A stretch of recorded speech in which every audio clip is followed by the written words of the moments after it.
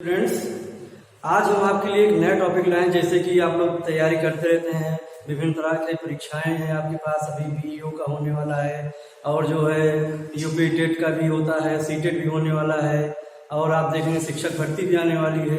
तो बच्चे बहुत कहते हैं कि सर थोड़ा कुछ पढ़ाई, जैसे कि हम लोग कंपटीशन में आगे बढ़े, हम लोग कुछ करें। तो इसीलिए हमने ग्रामर की कई वीडियो बनाई हैं। अब ये नेक्स्ट वीडियो जो मैं बनाऊंगा अभी थोड़ी देर बाद, मैं जो है इसमें क्या पढ़ाऊंगा आपको, वर्ब।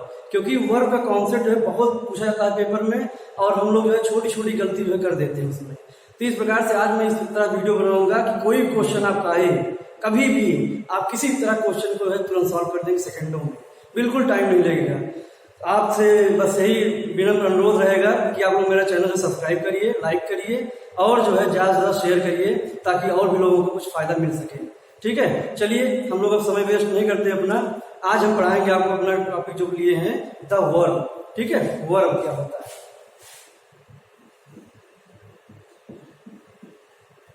द वर्ब, अब देखिए वर्ब के लिए जो है क्या है, बहुत सी डेफिनेशंस होती हैं हम लोग के यहाँ है। एक छोटी डेफिनेशन आप पढ़ लीजिए जो पीसी रेन एंड मॉर्टिन की भी बुक बहुत बच्चे पढ़ते होंगे। उन्होंने लिखा है doing words are called verb.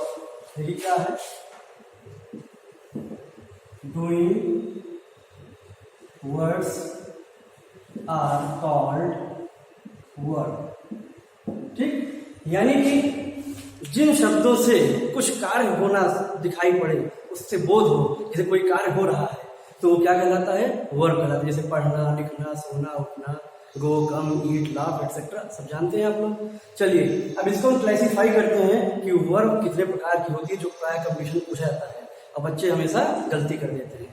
देखिए सबसे पहले तो कंपटीशन लेवल की बात किया जाए तो वर्ब जो है दो प्रकार की होती है। ठीक है, जैसे कि एक होती है ट्रांजिटिव वर्ब, एक होती है ट्रांजिटिव वर्ब और दूसरी होती है इंट्रांजिटिव वर्ब। इंट्रांजिटिव वर्ब,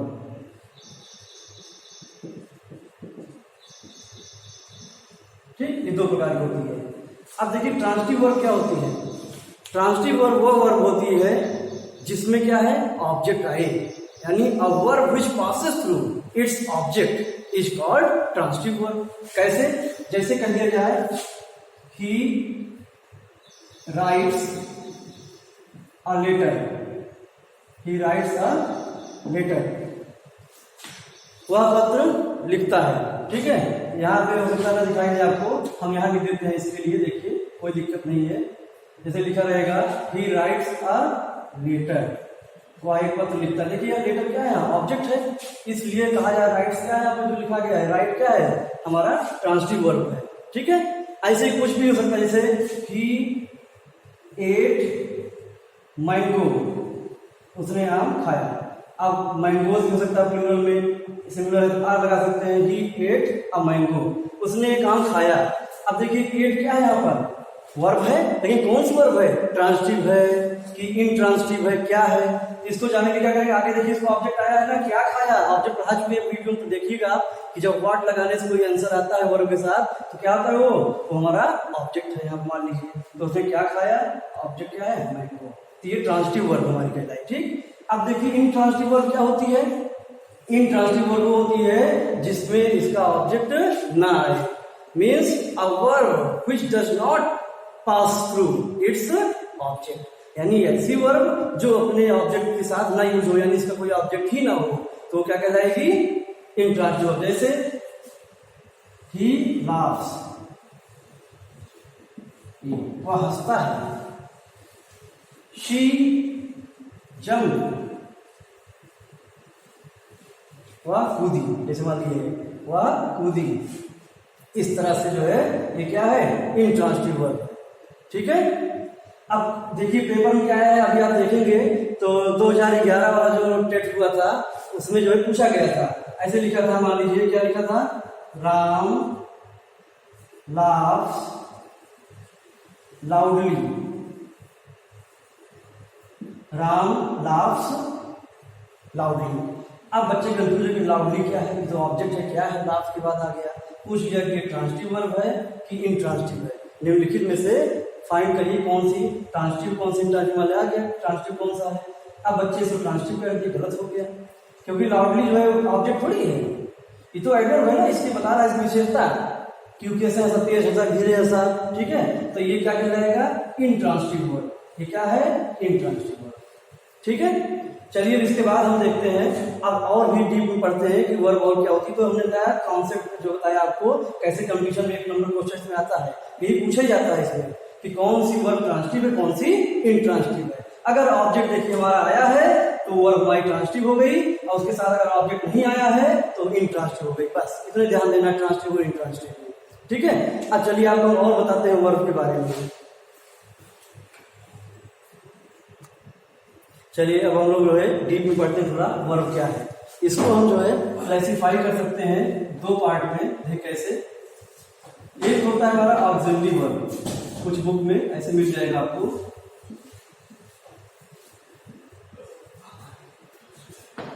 दूसरा है हमारा मेन वर्ब, ठीक। एक ऑक्सिलरी वर्ब, एक मेन वर्ब। ऑक्सिलरी को हेल्पिंग भी कहते हैं, यानी कि हम लिख सकते हैं यहाँ, इस पे ब्रैकेट लिख देते हैं समझने के लिए, हेल्पिंग वर्ब। क्या है ये, हेल्पिंग वर्ब है, ठीक है। इसको आप अच्छे से समझ लीजिए, ऑक्सिलरी या हेल्पिंग वर्ब। दूसरा क्या होता है, मेन वर्ब होता है, ठीक। अब चलिए देखते हैं आगे। देखिए कंक्रीट से सब डिवाइड करते हैं, यानी ये भी कह सकते हैं कि also 2 part, it has also 2 parts. एक होता है आपका जो है primary auxiliary verb, primary auxiliary verb, start में लिख रहा हूं इसको, प्राइमरी ऑक्सिलरी वर्ब। और दूसरा होता है हमारा model auxiliary verb, model auxiliary verb, ठीक है। ये 2 प्रकार की होती है। अब प्राइमरी ऑक्सिलरी वर्ब देखिए, तो आपको कॉन्सेप्ट क्लियर कर रहे हैं, तो ध्यान पढ़िएगा सभी बच्चों, देखिए ध्यान से।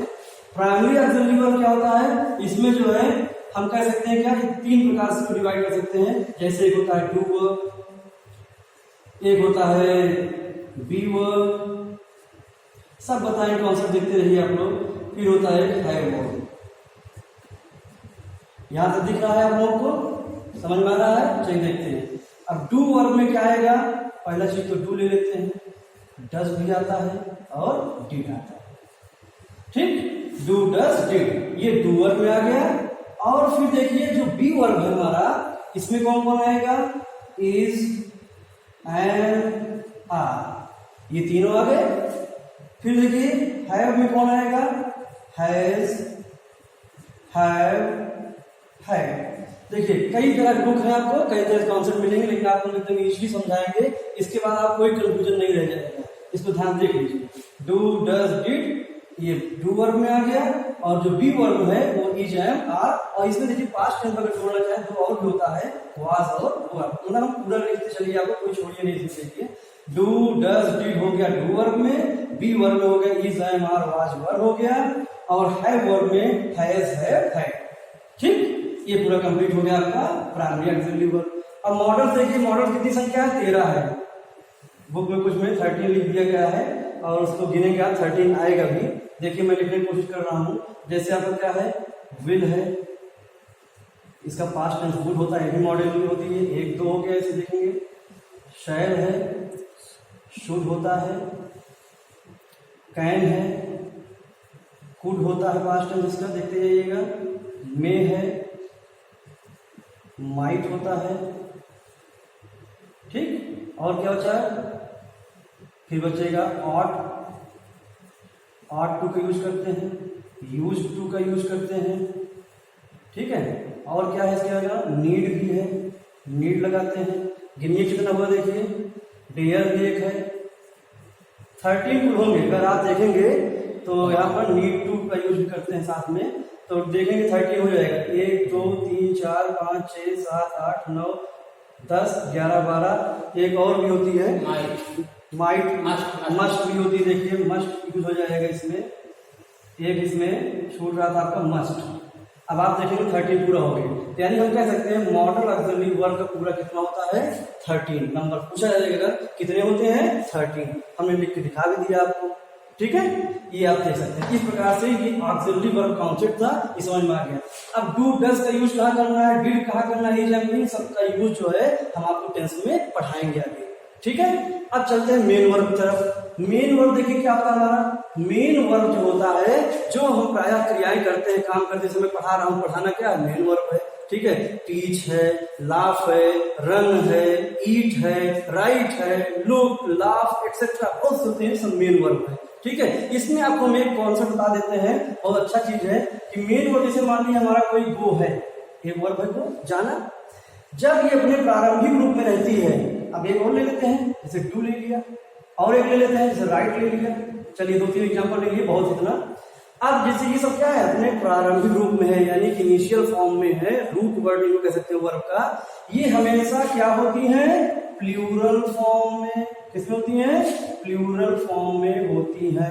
अब आप कहेंगे सर ये कैसे बता दिए, अभी बताते हैं, एक बार और सुन लीजिए मेरी बात। जब इसको सिंगुलर बनाना होता है तो गो है, जैसे इसमें ईएस जोड़ दिए तो ये हो गया गोज, ये क्या बन गया, सिंगुलर।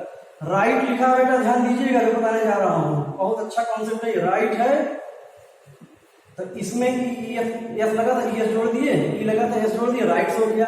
ये क्या हो गया, सब सिंगुलर में बना दे रहा हूं। ठीक है, जैसे डू है बेटा, देखिए डू है, इसमें हमने ईएस जोड़ दिया तो क्या बन गया, डस। ये सब सिंगुलर बन गए, क्या बन गए, सब सिंगुलर। ये सब क्या बन गए, सिंगुलर। ये सब क्या बन गए, सिंगुलर। अब आप लोग के मन में आ रहा होगा कि तब तो सर आप बताइए जरा, पेन था तो एस जोड़े तो ये प्लूरल पढ़ाया गया है, आप यहाँ एस जोड़ के सिंगुलर बना दे रहे हैं, ये कौन सा कॉन्सेप्ट है, यही मैं आपको बताना चाहता हूँ, ध्यान दीजिएगा। ये नाउन है, जब इन सब तरह के वर्ड्स होंगे, नाउन होगा उसमें एस जोड़ेंगे तो वो प्लूरल बन जाता है। और वर्ब के साथ ऐसा नहीं होता, उसका उल्टा होता है, क्योंकि वर्ब अपने प्रारंभिक रूप में ही क्या होती हैं, प्लूरल होती हैं। उसमें एस जोड़ने से वो सिंगुलर बन जाता है। तभी तो कहते हैं कि देखिए, जैसे सर ही लिखा था तो ही राइट नहीं कहते हैं, ही राइट्स कहते हैं। क्यों ही राइट्स कहते हैं, क्योंकि हमको कंस्ट्रक्शन बताया गया है कि सब्जेक्ट अगर सिंगुलर नंबर है तो वर्ब भी सिंगुलर नंबर होनी चाहिए। तभी तो राइट में एस जोड़ दिया, राइट्स हो गया, क्योंकि सिंगुलर सब्जेक्ट था तो सिंगुलर वर्ब भी होनी चाहिए। अब समझ में आया, तो वर्ब में एस लगा देने से वो सिंगुलर बन जाती है। ठीक, ये मेन वर्ब का कॉन्सेप्ट था। क्लियर हुआ? तो चलिए बस आज इतना ही पढ़ाना था आपको। ये आपका वर्ब का टॉपिक कंप्लीट हो गया है। आप लोग जो है ध्यान से पढ़िए इसको। मैं टेंस में सारा क्लियर कर दूंगा, इनका यूज, इन वर्ब का यूज कहाँ होता है, अगली वीडियो में बताऊंगा। Thank you class.